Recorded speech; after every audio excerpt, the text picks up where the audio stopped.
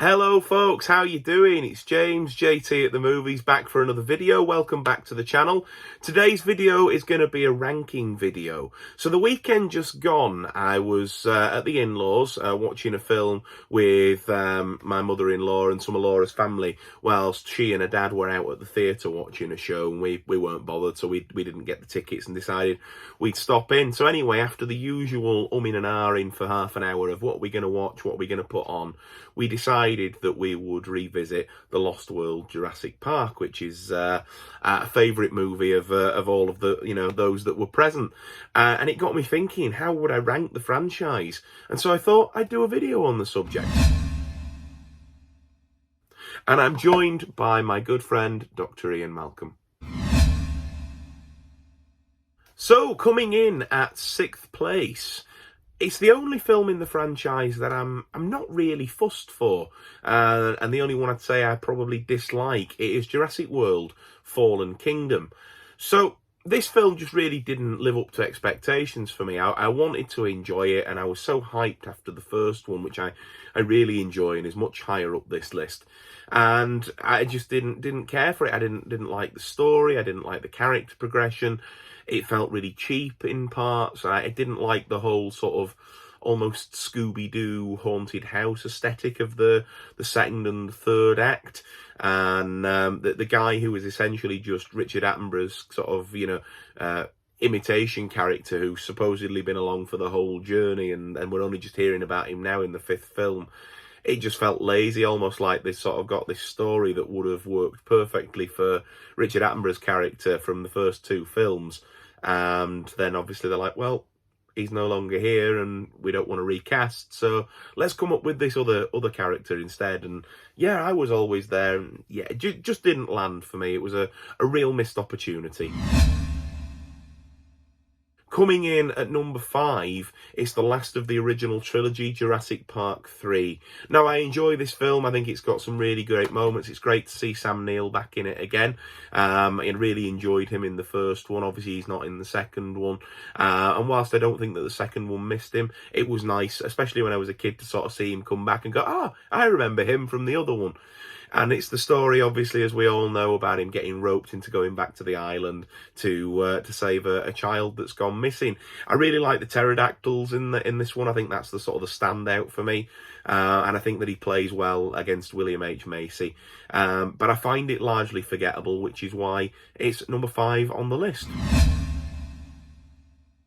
In at number 4, we have the newest entry into the franchise, and that is last year's, if I'm remembering it rightly, Jurassic World Dominion. This brings together the cast of the new trilogy, the Jurassic World trilogy, and the cast of the classic Jurassic Park trilogy from the 90s and early 2000s, and sort of brings the whole culmination of the story that they've been telling to a head. I really enjoyed it. It got absolutely panned when this came out, but I really enjoyed the sort of the migration of the 2 casts and seeing those classic characters interact with the new ones.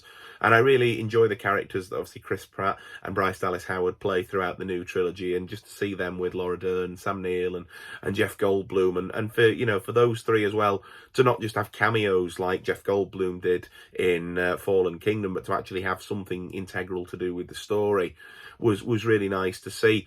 They're talking about making another reboot, sequel, whatever, with Scarlett Johansson as the lead at the moment, and I kind of don't want them to do that. I think this was a great ending and they should leave it be.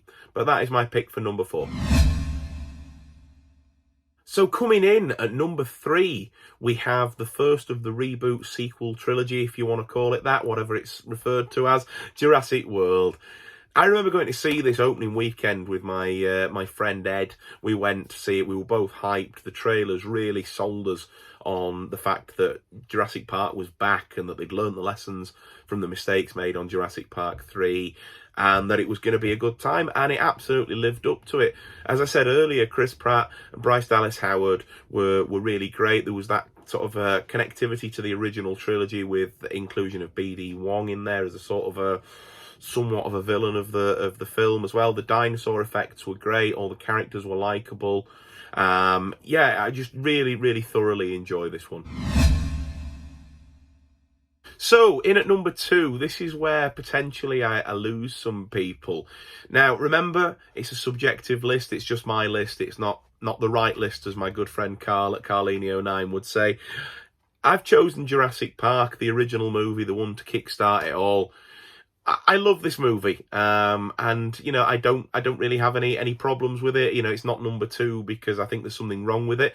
I just enjoyed the remaining movie just that little bit more. But Sam Neill's great in it, Laura Dern's fantastic in it, the practical effects, and you know, everything that Steven Spielberg and John Williams' score, you know, both of which I've not mentioned, you know, so far in this list, hold the whole thing together. The supporting cast, you know, Richard Attenborough, Wayne Knight, Samuel L. Jackson. It's just a veritable who's who of sort of 90s superstars in this movie, and it's just absolutely fantastic. The effects hold up today. It's just great. Just purely based on enjoyment, there's just one film that pips it to the post for me.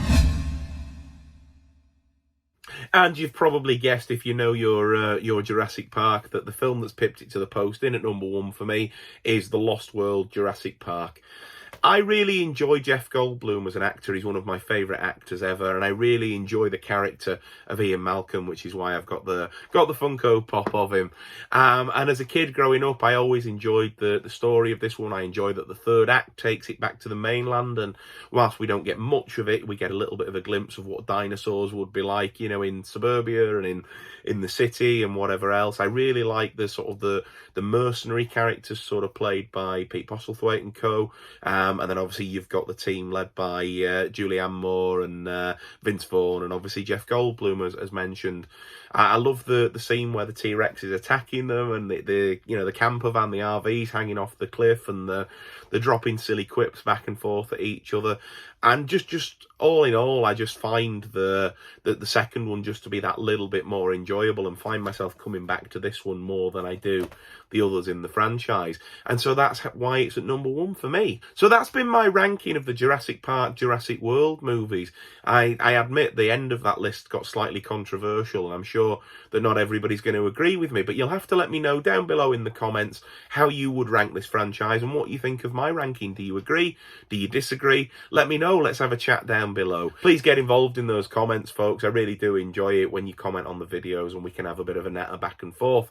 As well as that, drop the video a thumbs up if you enjoyed it, and if you're not already subscribed to the channel, please think about subscribing. I'd love to keep you around for future videos and get to know you better, and of course it helps my channel to grow as well. And above all else, folks, as I always say, take care of yourselves, and I look forward to seeing you again really soon. Bye for now.